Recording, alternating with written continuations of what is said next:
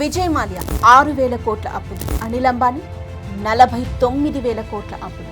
ఒకరు దేశం విడిచి పారిపోతే ఒకరు ఇదే దేశంలో దర్జాగా బ్రతుకుతున్నారు. ఒకరి ఆస్తులను జప్తు చేసి అరెస్టు చెయ్యాలి అనుకుంటే మరొకరు ఆ బాధలేమీ లేకుండా హాయిగా జీవించేస్తున్నారు. ఈ ఇద్దరికి ఉన్న తేడా ఏంటి? విజయ్ మాల్యా, నీరవ్ మోదీ, మోహుల్ చోక్సీ, సందీప్ అగర్వాల్ వీళ్ళందరికీ 2 కామన్ పాయింట్స్. ఫస్ట్ది వీళ్ళు బడా వ్యాపారవేత్తలు, బిలీనియర్స్.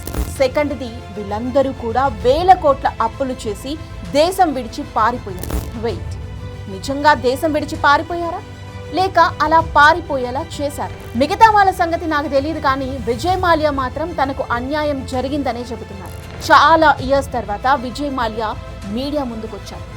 కన్వెన్షనల్ మీడియా కాదు, కానీ ఇప్పుడు బాగా ట్రెండ్ అవుతున్న పాడ్కాస్ట్ కల్చర్లో విజయ్ మాల్యా పార్ట్ అయ్యారు. పాపులర్ యూట్యూబర్ రాజ్ షమనీకి పాడ్కాస్ట్ ఇచ్చారు.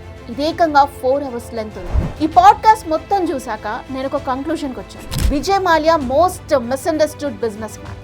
ఈ పాడ్కాస్ట్ చూసి తన మీద ఏదో పాజిటివ్ ఇన్ఫర్మేషన్ వచ్చేసింది అని కాదు. ఏదైనా ఇష్యూ ఉంటే ఒక సైడ్ వినేసి మనం కంక్లూషన్కి రాకూడదు. బోత్ వర్షన్స్ వినాలి, అప్పుడే మనం ఒక కంక్లూషన్కి రావాలి. విజయ్ మాల్యా పాడ్కాస్ట్ స్టోరీని కంప్లీట్ అనాలిసిస్ తో మీకు ఇక్కడ అందిస్తున్నాను. అది చూసి అసలు ఈ విషయంలో ఎలా రియాక్ట్ అవ్వాలో మీరే డిసైడ్ అవ్వండి. ఈ వీడియో మొత్తం చూశాక అప్పుడు విజయ్ మాల్యాను జడ్జ్ చేయండి. విజయ్ మాల్యా ఒకప్పుడు భారత వ్యాపార రంగంలో స్టార్గా వెలిగిన వ్యక్తి.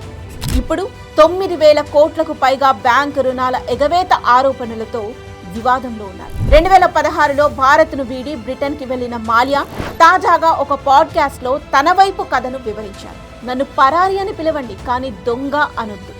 న్యాయపరమైన విచారణ, గౌరవప్రదమైన జీవితం హామీ ఇస్తే భారత్కు తిరిగి రావటం గురించి ఆలోచిస్తాను అని మాల్యా అన్నారు.